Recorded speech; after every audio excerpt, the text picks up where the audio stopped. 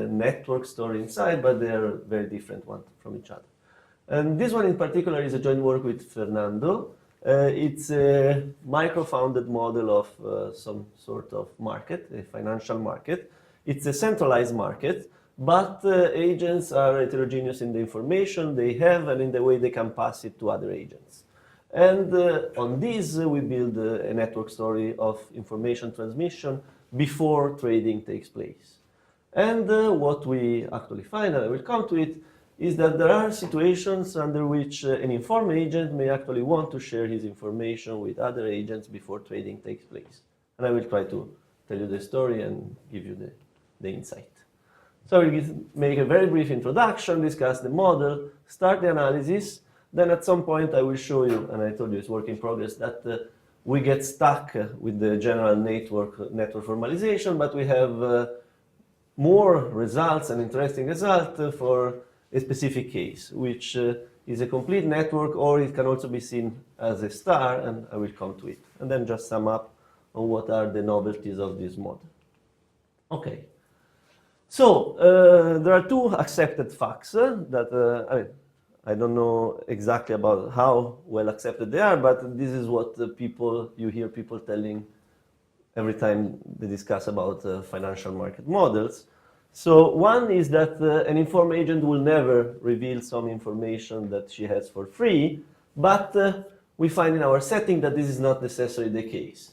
And if actually this agent has the information to share her piece of information with a few other agents that act strategically, then for those agents it will not be a zero-sum game, because they could all together take advantage on the other traders. And in some cases, it will be convenient for the initial informed agent to share this information with the others, to take advantage on all the other traders. And another well-accepted fact that, however, already in many models has been disproved is that it's the efficient market hypothesis, that the prices aggregate all the information from the market. But this is not necessarily the case. In some of the literature that I will cite, the reason why it does not appear is because of risk aversion. So essentially, some agents get informed. They don't reveal their information because it is assumed the first bullet of this presentation. But since they are risk averse, they don't take full advantage of the information that they have. So the price, does not reveal all the information that was initially in place. Okay? So we should change the title of the slide. Okay. Yeah.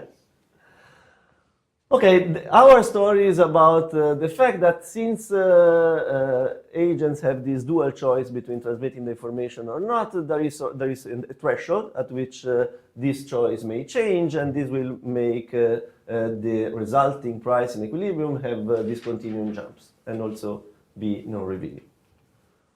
Okay, so what we do essentially is to build on other models about strategic information transmission before a game takes place that has been already in place to many other applications in economics. The area, the domain in which it has mostly been applied and with a setup that mathematically resembles our is the one on Cournot games. Okay? And, but most of the papers, the first two are for a general setting of complete communication between firms. The third one has a network story as the one we build on. But in all of them, the firms decide whether to share information before they know about information. So there is a first stage in which they build coalitions in some sense or agreements, a second stage in which information transmission takes place, and then a third stage in which they actually play the game. Okay. Then there are other models in which actually this decision upon passing or not the information is interim. Okay, so agents don't take any commitment ex ante, but some of them, upon being informed, will pass this information. But they have, less strategic interaction than the previous models. So what we actually do is consider some more strategic interaction in the interplay between the agents, and a decision interim on whether to pass this information. So we do so studying a simple linear model of financial market, and where you have a bunch of risk-neutral agents, which are strategic. There will be noise traders that we need, to solve for the model, and there will be one agent that we don't know ex ante that will get some information about the fundamentals of the market. Okay, that are just random variables for all the other agents. Okay, and we find that even if the game is strictly competitive between all these strategic traders, there are conditions on the realized price or on the realized value such that the informed agents will reveal his private signal to some of, or even to all the other strategic traders. And despite risk neutrality, so contrary to what I told you before about, the price is not always fully revealing. So there are intervals for which the same price correspond to different fundamentals. And we find also, if we do some comparative statics on the signal, we also find some discontinuous behavior of this price, of the resulting price. So what do you mean by strictly competitive? I mean, something precise, or it's just the fact that it's a game, but the point is just is not a zero-sum game. Okay. Okay, so there is one asset, and this asset comes in random supply Q. This is something that we allow for, but at some point we will show you how we deal with it, and at some point, for all of the rest of the talk, you can just think of it as a quantity. Okay, and this asset has a random return. So you can think of it as an asset as a specific asset that pays at a given point in time, or on any other good that has some random value, which is common for all the agents. Okay, then there are two types of traders. The first differentiation: there are n strategic traders. And in the market, each of them submits a fixed net demand. Okay, so this is just a fixed quantity. And then there are noise traders. They react at will be the consumers in the original Cournot models with a downward sloping curve that depends on the price of the market, but the intercept of this curve is also random. Okay, so this part is also an element of uncertainty for the strategic traders. And then the market clears very easily in the Warasian way at some price that is the effect of random variables that has this simple form that just comes from the fact that all the quantity must be shared among all the demands of both strategic traders and not noise traders in quantities that are proportional to the price paid. What's X tilde? Oh. Yeah, so X and P are endogenous. X is the overall quantity demand of the strategic traders, so it's endogenous, but ex ante is just a random. So X tilde will be. Strategic traders submit a fixed net demand. Yeah. Doesn't depend on price. No. To make it analytically tractable, we need this assumption. But then you say X is endogenous. So I don't understand. Yeah, because this X will depend, for the informed agents, it will depend on their knowledge about V, Q, and H. So X, in the model, X will be a function of the realization on F of the signals, which are signals about the realization of H, Q, and V. X is endogenous because it is resulting from market clearing. So this X, is the capital X. Capital X is endogenous. There is small x, capital X, and n. I thought that capital X is n times xi. No, but it's different for each agent. It's the sum over all the xi's. Sum over all the x's. But what does fixed mean? You say fixed. That you don't submit a book. You don't do as the noise traders that submit how much quantity you will buy at each price. You just submit a quantity and you will buy that quantity at any price. It's a market. Yeah. You say, I want to buy. Okay. Yeah. Okay, and this will be the realized price. Okay, just to comment on that, then it's very simple to compute the payoff of this game is just that you get a payoff that is the quantity you want to buy times the difference between the realized value of the asset and the price. And you can go short, okay? So you can submit negative quantities. So what's the realized value? Where is it? It's what this V, the realization of this random variable V. Yeah, but that's the return, right? Yeah. So you compare the return with the price? Yeah. You pay a certain amount for the asset today, and tomorrow it will have a certain value. And then this is, you can think of it as a value tomorrow discounted today, and this will be your profit. So you optimize with respect to tomorrow and not with respect to the infinite future. Yeah, it's just a 2-period trading. Okay, the asset realizes his value tomorrow. You want to make profit tomorrow. Yeah.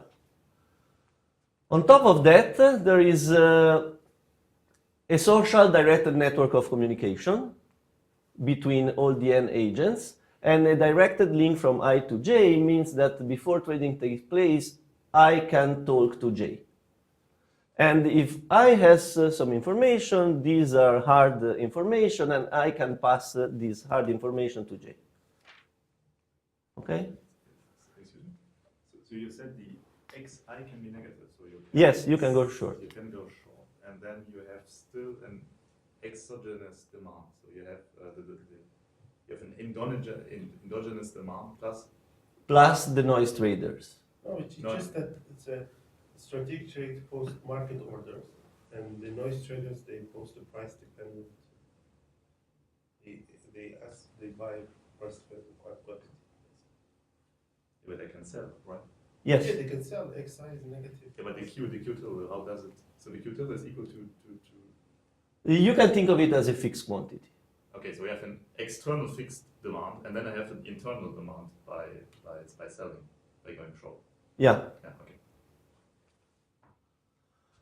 Okay, and then the timing of the game is the following. So at some point, uncertainty is resolved, and you have realized value V, S, and Q. But only one of all the strategic traders is informed about these two values, okay?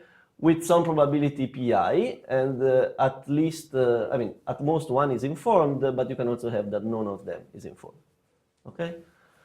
And that particular agent, once he knows that he's the only informed agent, may decide whether or not to inform those that she can access. So all the J to which she is linked to. Then, after this has taken place, one agent knows the exact realization of the random variable. Some others may know because they knew about it, but many more other agents will just know that they didn't get any information either directly or indirectly. And they will compute Bayesian posterior upon that and submit orders. Okay, so this is a Bayesian game. First there is the information part, then they submit orders, then the Bayesian market clears and agents get the payoffs. Okay, so what is the optimal trading action? So in the last stage of the game. So suppose you have a certain expectation about the random variable. Because of the structure that we have in the model, everything is linear. And we will call later on the expectation without a subscript, just the expected outcome of a random variable. So a player that has some expectation, and because of rationality, we can just guess the expectations, will submit an optimal xi which satisfies first and second order condition. At the end is just a quadratic problem, such that the optimal best response is just this quantity. So the expectation on this linear relation between the random variables minus the expectation on what all the other agents are going to do. Okay, so this x minus I is the aggregate quantity orders of all the other agents. Then you need to define strategies. And essentially, the directly informed player will have two strategies.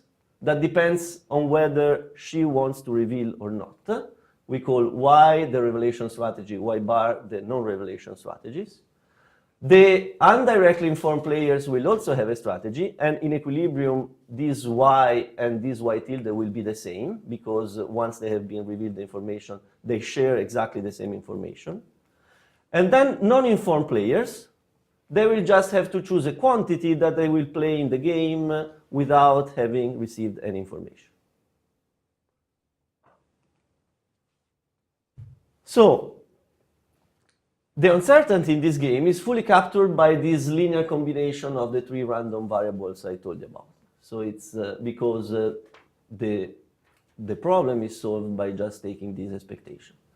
Okay, so you can take this quantity as the real random variable of interest, and independently on any distribution or any correlation between this random variable, you can think of it as just some distribution for a random variable R. Okay?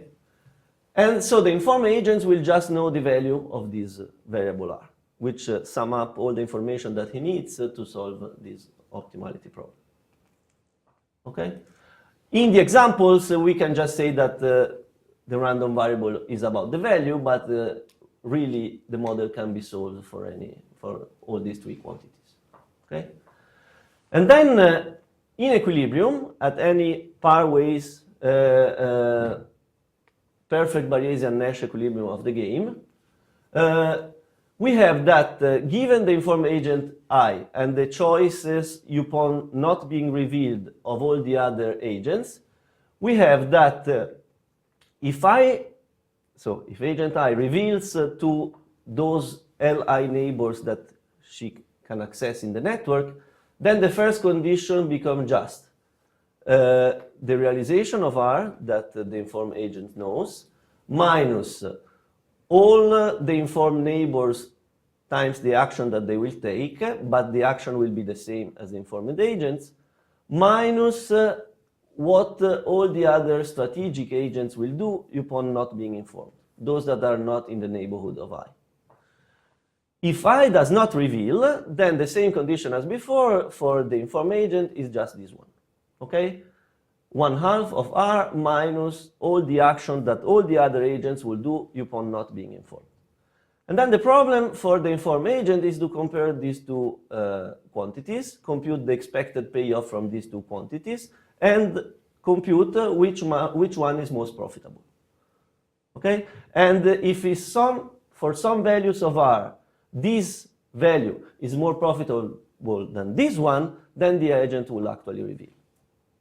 Yeah, but so this is a fictitious optimization, right? Because the agent doesn't have access to Z minus I, so no idea what's going on there. No, but it's a game with in an equilibrium of the game, agent I will best respond to all the other action of all the other agents. But I'm trying to understand whether this equilibrium is attainable, because if it's just a market clearing condition without this feature, you could say there's cobweb dynamics. If the price is too high, the quantities are not the right thing. If they adjust. But here, they might get stuck in one of the equilibria and never. I don't see an obvious dynamics which. Okay, from one case to another. In the case that I will discuss from a certain point on, there is a unique equilibrium. So that's already one thing. Okay, we are not sure whether in the general case there is a unique equilibrium, but the assumption discussing an equilibrium of the game is that the agents best respond to each other in that equilibrium. I agree with you that, and this is a one-shot game. Surely, if the game were repeated, then you could have some cobweb dynamics. I understand it's a step game, but the usual justification is that this Nash equilibrium is observable because you can think of some dynamics which moves it to. But here, you can, if they don't reveal the information, maybe the information equilibrium would have been better, but nobody will know. Yeah. Because they never explored that. Yeah, I think this is a problem in general of multiple perfect Bayesian Nash equilibrium. If you have multiple ones, then it's not clear. No, but his point is that you are not, even if you repeatedly play, you are not observing the strategy of the other guys. Yeah. So Okay. You're just observing the choice, which is just a reflection of. So it would be more, it is. Yeah. There's the question of what sort of dynamics could make you learn the equilibrium. Yes. No, but we are not. We are not dealing with that. Of course, in general, it's a very important methodological point. Yeah. But at some point we will see there is a unique equilibrium, so that will simplify things. So how can we analyze this? Okay, so if we compare those two actions, we can actually see that for any agent once informed, there is actually an intermediate range for which that agent will actually be willing to reveal the information that she has. Okay? And we can say that for each agent I, this is summarized by two intervals, by two numbers, the extrema of this interval, AI and BI. And we can also solve it explicitly because it's just a quadratic problem. These two intervals are just given by the minimum between these two quantities and the maximum between these two quantities. Okay? So here, clearly, you need to take account all the other best response of the agents, but here, and you consider the best response of those you can have access to and all the others. Okay? So, instead of going into all the details of this, I just try to give you an intuition of why this happens. Okay? So, and here I consider the agent as if she was, in this simple plot, as if she was price taker. Okay? So, suppose you have an expected value, an aggregate expected value, for all the agents that the informed agent can reach or can provide information to. Okay? And you have also another expected value, aggregate expected value for all the others, including the noise traders agents. Okay? Then you will have, and suppose that they are not the same, which will actually be the case in equilibrium. Okay? Then the price in the market, if we don't consider what the informed agent will do, will be some kind of average between these two values, some P. Now, suppose that the information about the value, so we discuss only the value, is in between this P and this expectation of those agents that the informed agent can reach. Okay? Now, the informed agent will gain, okay, on this difference, on the absolute value of this difference between the value and the price. If the information falls in between P and the expectation of those she can reach, she will actually communicate the information because this will move the expectation of the ones the informed agent could reach towards the value that is realized, and this will move the price farther away. Okay, so this gap between V and P will actually increase upon revealing this information to others. Okay, so this is just an intuition because there is also, the direct effect of the action of the informed agent by buying on the price. But this is just the intuition of the result. Okay, so there is an interval which is close in between the expectation and so close to the expected value of the random variable, a bit below or a bit above, in which you will actually reveal information. And this will allow some sort of coordination of you and those you reveal the information to against all the other agents. So here, one thing I find strange is that if you look at stock markets, for instance, well, it's a similar setting, so agents can post what's called market orders, order to buy or sell at the current price, Yeah. no condition on the price, or limit orders where you say, I will buy only if the price will reach this level. If you superpose a lot of limit orders, then you get your function, your demand function as a function of price. But it's in terms of who does which, it's the opposite. because what you observe is that professional investors post nearly all the time limit orders, while small traders like me and you, they don't really know what's going on. The uninformed one, they post the market orders. So here, I'm surprised that you assume the opposite. You assume that the non-informed Okay. are price sensitive, whereas the informed, they just want to buy and they don't look at the price. Logically, if I have information about value, I should really have this should affect my demand. Okay, yes, okay. The reason why we do it is for analytical tractability. Then I don't know if there is some, okay, everything is done in equilibrium.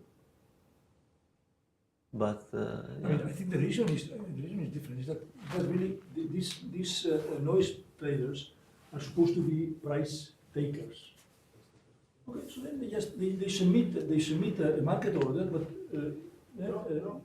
one second. But the interpretation here is that they submit a market order, but facing a price that they cannot change.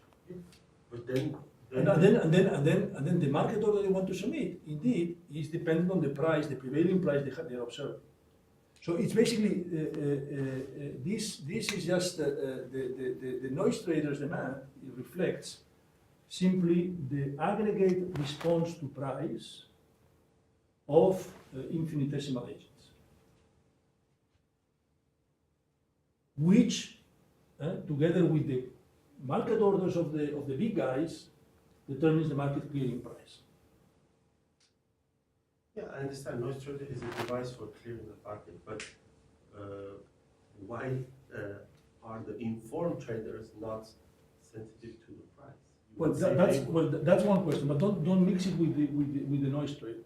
Okay, the noise traders are just price takers. So they are not reacting. They are not submitting a book.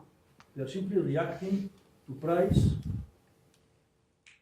parametrically, independently, as if the price was okay. So the question of why big guys are not submitting books or things more sophisticated, that's certainly a legitimate question. But don't put it together.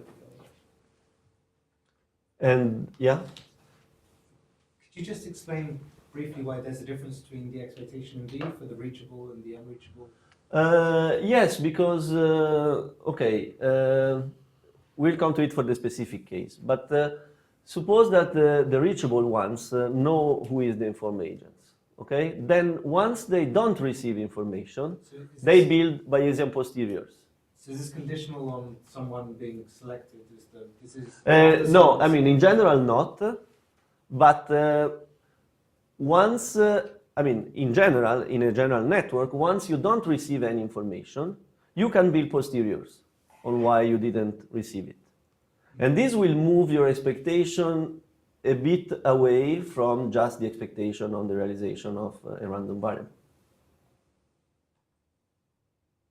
Okay, and this is what the informed agent knows and plays on, yeah. And so do we observe who receives the information? So In general, not. But for the general case, we are not not able to solve in any case. So I will not be sure.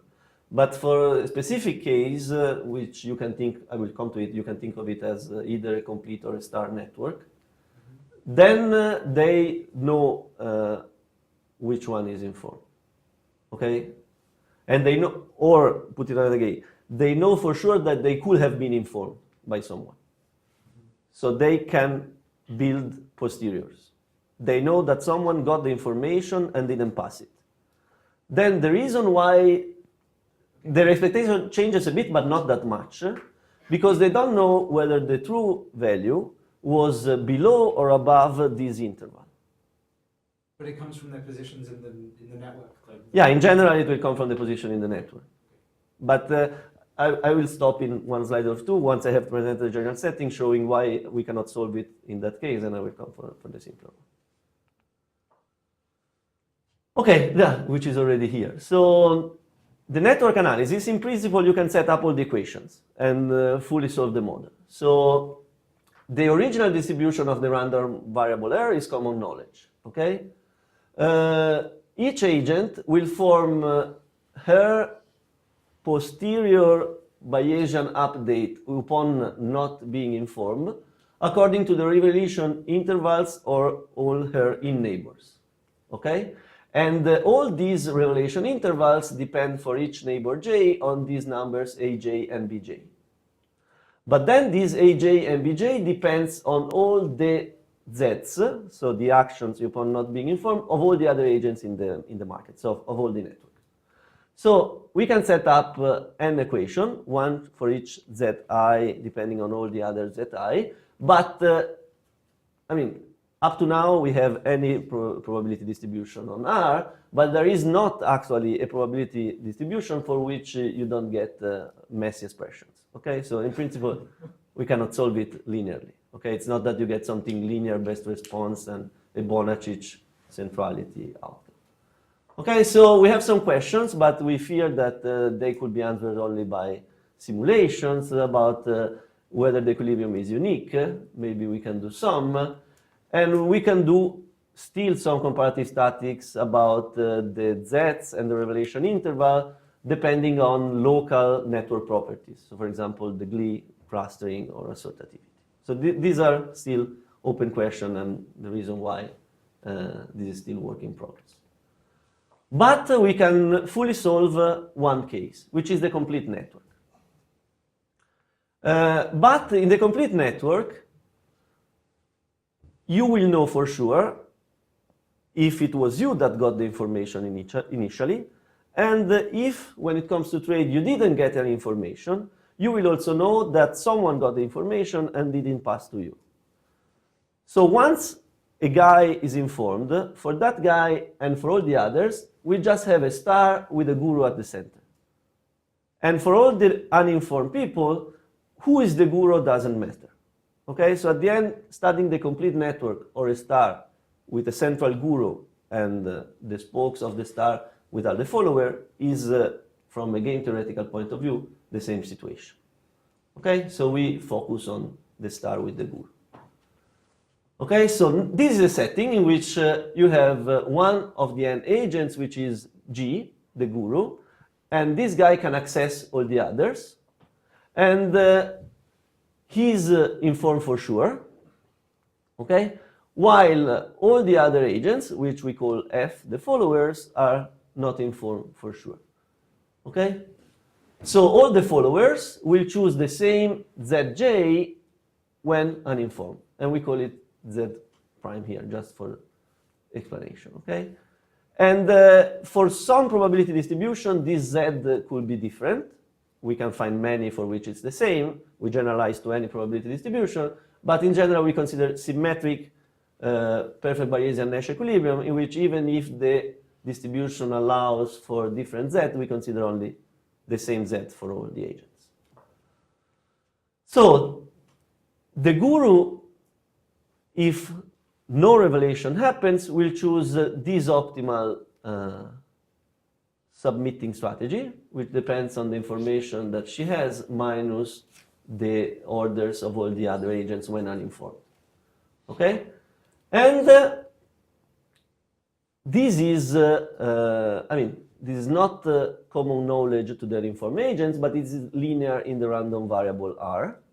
So the uninformed agents can also compute expectations about what R is upon no revelation, above what Y of the guru is upon not revelation, so they can, since they are risk neutral, they can submit an optimal best response. That depends also on the orders of all the other symmetric uninformed agents. Okay?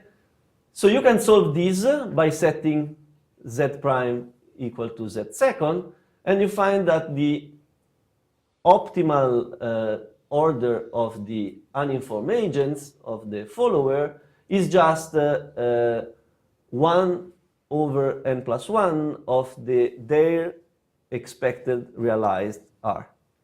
But this expectation is built on the assumption that they didn't receive any information. So now you have to compute for the guru what is the interval in which he will not have revealed. Okay? So, doing this, we find that there is a unique set of numbers that satisfy this condition. So, we find a unique perfect Bayesian Nash equilibrium of the game where there is a revelation interval for the guru which has this form. So, essentially, remember, the optimal best response of an agent was 1 over s plus n plus 1 of their expectation. So he will only submit the realized value if it's below the expectations of the uninformed agents, which is consistent with this intuition here. Okay? And as long as it is not below some other value that will converge, so this AG will converge to B when n goes to infinity. Okay? So only if the strategic agents are in limited number, this revelation interval actually takes place. Okay? At the limit at which they are too many, this interval will shrink to a zero measure interval. Okay? And following on this, you also have that the optimal, the optimal order of the uninformed agents is above the actual expectation of the random variable. Okay, remember n plus 1 of ZF is the expectation, the posterior expectation of the uninformed agents. So everything as in the order of intuition that we had below. Okay, to prove it, just to give a sketch of the proof, the optimal response of the uninformed agents when uninformed is 1 over n plus 1, their expectation. And their expectation is built on the fact that R was not in this interval.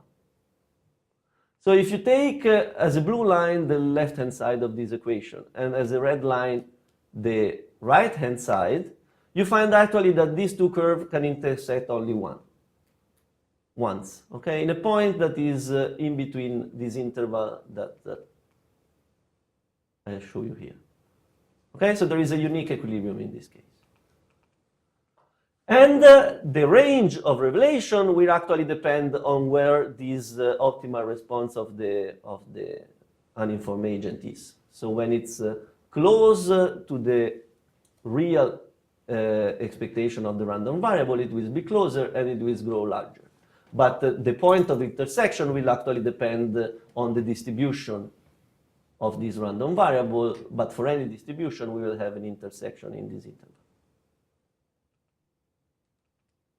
Okay, so now let's see in this model how price, so we know what will be the equilibrium, for every equilibrium we will have a price, how price will depend on the equilibrium of the game. Okay, and the price is just from the Walrasian market clearing condition, this value. Okay, still linear in the random variable. But we have two regimes in the equilibrium. Okay, we have a revelation one in which all the strategic agents will submit the same order, and the price will be given by this formula. And we have a non-revelation one in which you will have the ZF, the optimal best response of the followers upon not being informed. The first thing to notice is that the steepness of these two curves, which is how the price depends on R, is higher in the revelation case than in the non-revelation case. Okay, and for simplicity here, I just assume that only V is a random variable, but we don't need it for the general treatment. So the interval of revelation are those that we got from the proof, AG and BG, and we have that revelation takes place only in between this interval. Now, if we make the computation, we find that in the left-hand side of this interval, the price upon revelation is lower than the price upon no revelation, while on the right-hand side, they coincide. So if we do a mapping of how the price will depend on the random variable R, we get just that revelation happens only, sorry, this is an R. So revelation happens only in between the interval and does not happen outside the interval. Okay? And if you plot it, you get something that has 1 point of discontinuity. Okay? Because the two curves, the price depending on revelation and the price depending on revelation, intersect actually in B. But these jumps, this jump here, make it such that there is a price range for which if I give you the price, you don't know what was the original R. Okay, because if I give you a price here, it could be that it was a low R and no revelation took place, or it could be that it was a high R and revelation took place. Okay, and actually the interval on which this can happen is this gap. Actually, the value in the left-hand side of the revelation interval for the revelation regime and the non-revelation regime. In all these intervals for the price, you don't know by looking at the price what was the state of the world, even if you know as an external observer everything about the model. Okay, so you have a discontinuity of price behavior because the way in which fundamentals are realized in the market depend also on the strategies of the agents upon reporting or non-reporting information. Okay, and the fact that you have a discontinuous fall will also make you this uninformativeness on the market for a certain interval. Okay, the price is more sensitive to information when more agents take advantage of it, but as I said, the price mapping is not one-to-one or onto or injective, so the price is not always informative, even if all the agents are risk neutral. So this is just for those that knew the literature, some new result. So just summing up, we have a stylized model of trading based and inspired by standard models like Kyle 89 or all those models on the Cool No games. And the main points is that you can have price volatility because there is some strategic effect of what the agents decide to do in equilibrium. We find that there can be incentives to reveal valuable information to other players. And on this, we found the example of I don't know how famous, but traders in the New York Stock Exchange, David Herner, who has actually a website in which he reports the private information that he gets. Okay, and he was suited for this, but he at the end he was not condemned because he didn't get any advantage from this information. It was not. I mean, he could show that it was not insider trading. But in this case, so he shorted the companies, and then he went and said, "Oh, they're bad." But so he first did the trade, so then he revealed. all the information that he gives in this site is about his own action. I don't know personally, but we. So you're wondering, or you're saying that this? No, I'm saying he has a book on this company. Okay. Also, he shorted first. Yeah, I mean, this is what he does all the time. He shorts. Okay, so then. Okay, so it's different. He thinks it's a bad situation. He shorts the company. Then he goes out, says to the whole world, "I have information." So other people will short, so the price will fall down, and he will get the benefit. This is what. So then this begs the question of whether he's honest. He might not be honest. Well, I don't know, but what I'm saying is that with respect No. to the model, No, no, no. If Not this is the case, before then revealing. I didn't know. So it's a wrong example. So we need another example. Okay. Good to know. Because if he has no position in the company, what's the? No, well, this is what the model tells you, that there can be reasons why you can Yeah, be but interested. No, but this not this example- particular No, guy, not in this particular example. guy. No, but in general, the reasons that the model highlights are these strategic reasons that Paolo was mentioning.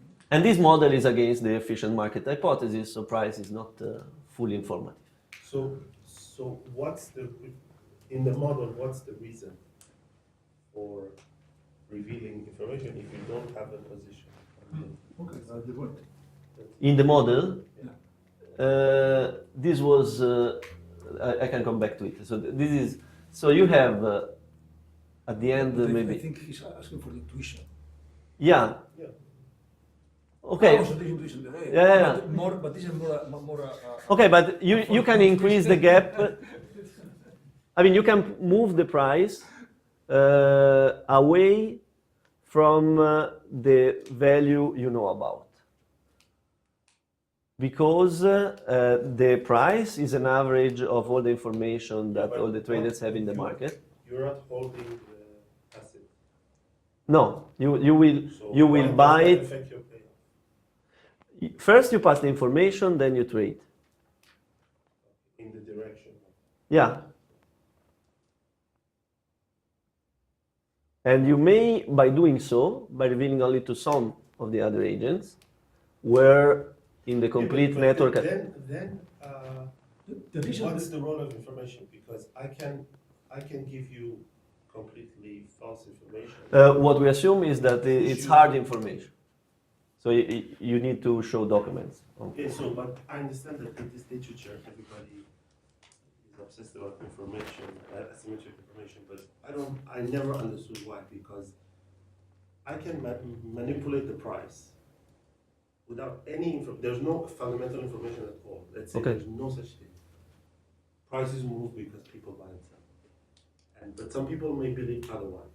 So now I go on Yahoo and I post information, fake information, saying this company is doing very bad, or the CEO is doing something stupid. This is completely false. Okay. And then I convince some people that this is actually true. A rumor, I spread a rumor, the price goes down, and I've shorted the stock. So how can you? In the model, but also in the way I think about the model, I mean about how the model represents reality, is that if you report information without providing documentation, then all the other traders will just think it's cheap talk. They don't give any value to it. But if you provide documentation for the information that you provide, The guru at the end. The guru, by definition, doesn't need to provide documentation. Guru is somebody. He goes on television and says, "I think oil will go up." Everybody. okay, but this is a game with yeah. So it can be. Yeah, maybe Guru was the. This is not, I mean, here, I mean, at least in my view, okay? This is not so much about someone going on TV and informing everyone at large. And then this, what I want to say, is also going to go along with intuition.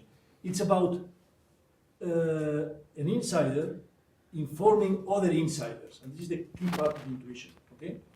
So the reason why this can be in the interest of an insider to inform other insiders is that then they can use this to jointly collude against the outsiders. The outsiders here being, among others, the noise traders. Yeah. So you see, so then understand. there are conditions under which It's like- information. it's like- So for example, if Mata and I are the only insiders that are just facing these competitive traders, okay, noise but competitive traders, no? Then it might be that depending on the information, I might want, say, to induce Matt to behave not very aggressive or behave very aggressive. Yes, I understand. Because in What this I'm way I saying is exploit that the story, the same story, you can tell it without any allusion to the notion of information. Suppose you have a group who want to manipulate the price. Think about manipulation of foreign exchange or LIBOR. they didn't have any information saying that LIBOR should be higher. No, they manipulated the LIBOR rate because it was to their benefit. And they colluded because one alone couldn't manipulate. But this in is this legal. model- this is legal. This is legal. Whereas revealing of information, in principle, need not be illegal. Yeah, But also, It's in a very, this, it's a very, it's a very different thing. So here it is indirect collusion or manipulation, if you want, of the market through something that, in principle, no one objects. That is, I know something and I share it with whoever I want. And then this happens to be to my interest. You see, the manipulation of the labor is a different thing. It's a collusive practice that is punished. But this, in principle, no. okay, so here I have information, I cannot trade on it because it's illegal, so I share it with others, hoping they will do that. And, No, then hoping that in this way we all now become aware of this information and behaving non-competitively, so strategically, because we are still going to be behaving à la Cournot. Okay? We're not going to collude. We all benefit. okay, by the way, you can always get advantage of the information you have. And this is the best response whether you pass this information or you don't. It actually comes out that if these is in this interval, you gain more by doing this. So first passing, knowing that all those that you pass the information to will do the same as you. But this is observationally indistinguishable from the situation where I create a rumor Okay. and I generate similar behavior. And exposed, because I moved the price in some way, you can say, oh, well, he was actually right, he had some information. But actually, ex ante, there was no information, I'm just spreading the rumor. Okay, So, but in this the is what model is on my here, own. the other agents will not react to some information that is not documented, that is not hard information. Yeah, that's. Yeah, Either that, or this is a repeated relationship, okay, between these guys in the market, okay. So then, if you give false information today, then you will not be taken seriously tomorrow, and therefore this will be. And the point is actually- Manipulated last time.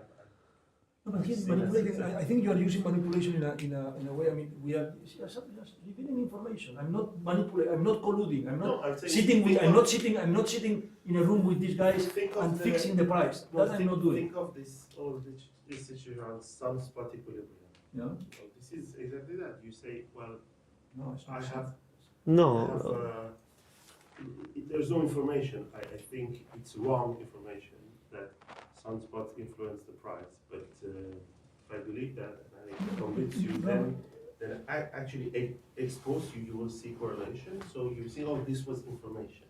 No. I'm just saying. Precisely because of that, we indistinguishable. want to get away from that, which of course is very open-ended and complicated. We are saying the information is payoff relevant information. The information that is being shared is payoff relevant because it's information about the V. Yeah. And indeed, you are going to be getting this value if you hold the asset in the second period. So it's payoff relevant information. So it's nothing like a sunspot. It's very. And it's somehow this is the point we want to make. Even if it is payoff relevant, But even if it is payoff relevant, and therefore there should be a conflict of interest. Okay. being payoff relevant is an endogenous property. And information is payoff relevant if in the realized equilibrium it is payoff relevant. Okay, but this is payoff relevant in the much more crude sense that it is just about how much the asset is valued at the end of the day. So it's not this other payoff relevance through the equilibrium is something more. It's I mean, it's how much worth is this company? Okay, how much worth is this oil well or something like this? This sort of thing. It's payoff relevant in that sense. Okay, and just to end up, we believe that I mean, all the previous point will apply to a general network structure, and it could be interesting also to study, for example, if you have a periphery, center periphery structure, how does, for example, the local topology of the node affect their revelation interval or their investment decision? But we were not able to solve it analytically yet, so maybe we should go to simulations for that. Yeah. I'm still a bit surprised that you can make profit by revealing information without bearing any precision. So basically, you're saying that when I have this insider circle of people and I reveal the information, everybody behaves in the same way, right? Yeah, they will all behave like me. But then the whole model just becomes a model where I have one informed guy because all the guys behave in the same way. Yeah. Then I just have one informed guy and n minus, let's say k, when I have informed k people, you call it L. When I have informed L people, Okay. I have in the end effectively one informed guy and n, so n is the number of noise traders, minus L noise traders, right?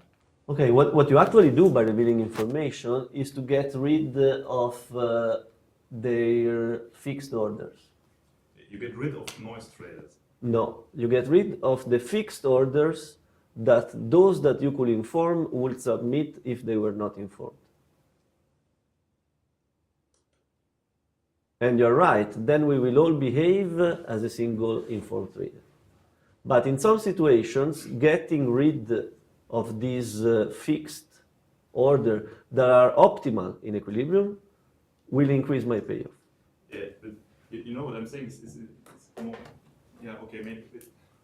I'm not sure that I have any intuition why this really works, but in more practical sense, typically when you are an informed trader, you make profit against the noise traders. So when you have traders that are less informed, you make more profit. Yeah. But now you share the information, so you decrease the number of noise traders. Okay. No, it's different. No. They're strategic traders. But they share the information to everybody. No, not Not to the noise traders. Noise traders are left always. Strategic traders. If there were not, I mean, if there was no noise, there were no noise traders, your puzzlement would be totally well founded. There would be no way. So here it's because there are these noise traders, vis-a-vis the insiders can coordinate their exploitation, if you wish, that these things work. I mean, in a sense, it's very intuitive. So I mean, as Paolo was explaining, the revelation region is intermediate. Okay? Now, when you know that the asset is very valuable or very worthless, the two extremes, there is so much to gain by holding this information that you don't reveal. Okay? Even relative to the other insiders, because there's lots to gain to that information. Okay, it's very of relevant information in relation with the of the outcome. Now, when it is intermediate, okay, you want to really you want to convey that to your fellow competitors, okay? Because So in that this you don't case, behave- the price don't will be behave more like- sensitive to the information. Okay. So you are gaining little, but you will gain a bit more by revealing it. Yeah. So this is intuition. In a sense, think about it, it's not that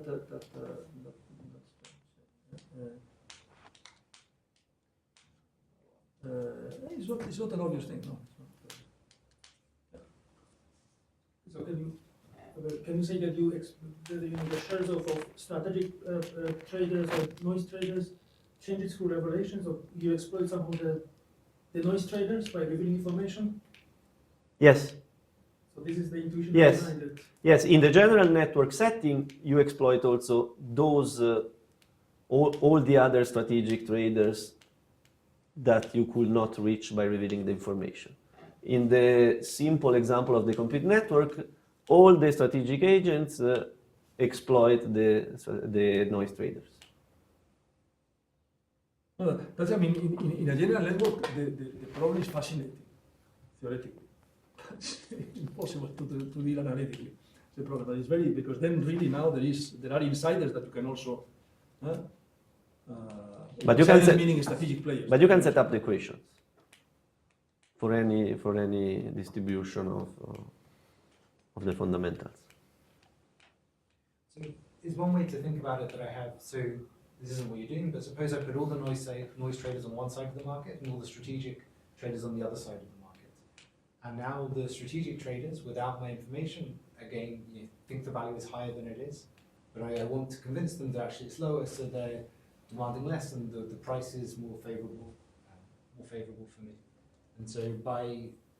Yes, but the point is not that I want to convince them. I will tell them. No, sure. No. But